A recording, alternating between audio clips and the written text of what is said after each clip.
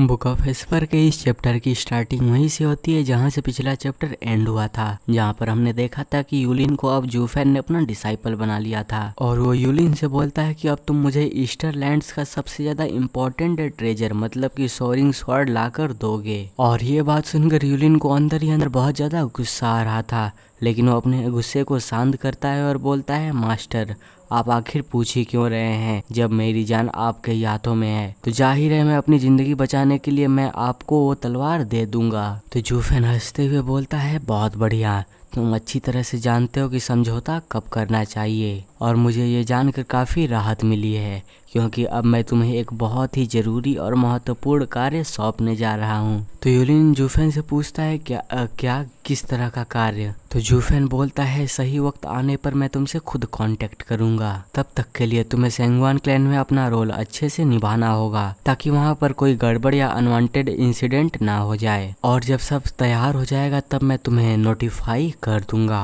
और वही तुम्हारे मास्टर के लिए तुम्हारी सबसे बड़ी और ग्लोरियस कामयाबी होगी। ये सुनकर यूलिन बोलता है, ठीक है मास्टर, और फिर वो आसपास देखता है और बोलता है, मास्टर क्या आप अभी भी यहाँ पर हैं? लेकिन जब जूफेन की कोई भी आवाज़ नहीं आती है तो वो राहत की सांस भरता है और बोलता है, डैम इट, क्या वो सच में जा चुका है? मुझे वाकई समझ में नहीं आ रहा कि मेरी किस्मत इतनी खराब कैसे हो सकती है जो मैं ऐसी सिचुएशन में फंस गया जहां मैं बिना कुछ जाने एक गद्दार बन गया हूं और एक बुढ़े शैतान ने मुझे हॉस्टेज बना रखा है। मैं तो यहाँ अपने लव राइवल को ख़त्म करने आया था, तो आखिर ऐसा कैसे हो गया कि मैं बिना जाने किसी और की ही अंगुलियों पर नाचने वाला पपेट बन गया? वो ऐसा सोच ही रहा था, लेकिन जूफेन अभी भी उसको पीछे से देख रहा था और वो उसे देखते हुए बोलता है, फाइनली मुझे एक यूजेबल पॉन मेरे लिए मिल ही गया है। अब मुझे सिर्फ ऑडियंस का हिस्सा बनकर नहीं रहना पड़ेगा, बल्कि मैं पूरे गेम को पलट कर बोर्ड ही फ्लिप कर सकता हूँ। और ये बोलकर जूफेन वहाँ से गायब हो जाता है और जोर जोर से हंसने लगता है। और फिर अगला सीन हम लोग जूफेन के घर का देखते हैं, मतलब सेंगवान क्लैन का, जहाँ पर सभी लोग परेशान थे क्योंकि जूफेन और यूलिन अभी तक नहीं लौटे थे और वहाँ पर गूस एंड टंग भी अपने खिलौने के साथ खेल रहा था। लेकिन फिर वहाँ पर एक गार्ड आता है और उसे देखकर यूलिन की कजिन उससे पूछती है, वेल क्या वो वापस लौट चुके हैं?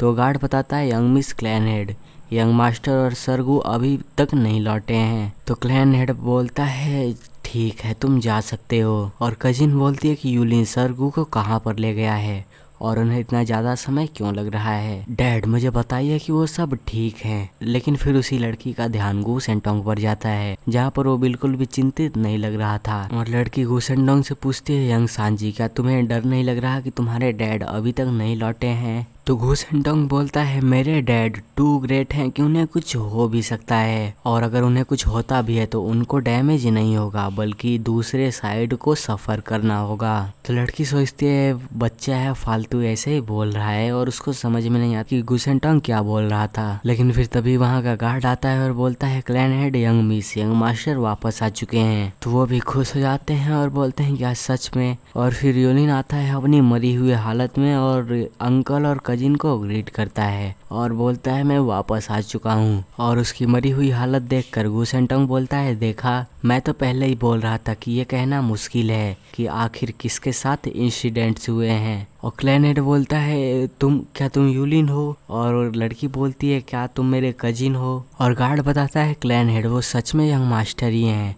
और वो सीधा हम पर उछलकर झपट पड़े, लेकिन हम इनके ऑरा से पहचान गए कि ये यंग मास्टर ही हैं। तो क्लैन हेड बोलता है, तुम्हें हुआ क्या है और तुम्हारा हालत ऐसे कैसा है? और लड़की पूछती है कि और सरगू के बारे में क्या, वो कहाँ पर हैं?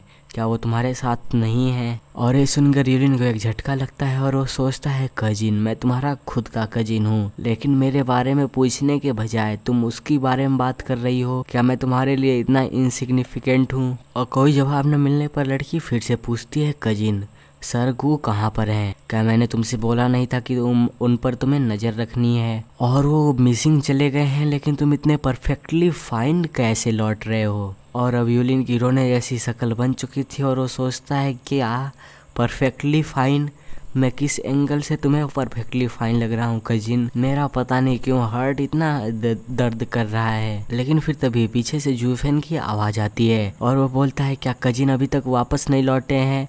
अंकल, ये एक डिजास्टर हो गया, मैं अपने कजिन को खो चुका हूँ। और जूफेन लौटता है परफेक्टली फाइन।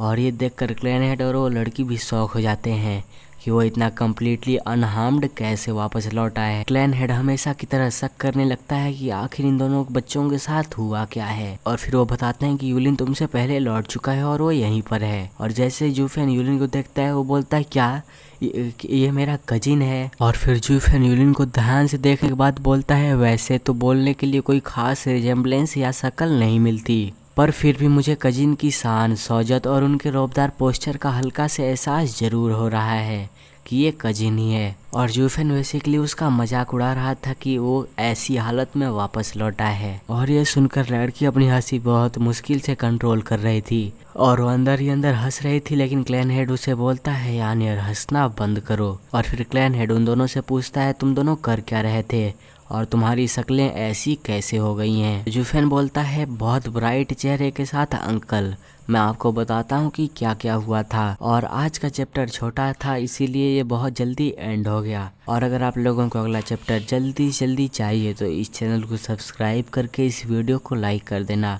और मुझे कमेंट में ज़रूर बताना कि आज का एपिसोड कैसा लगा।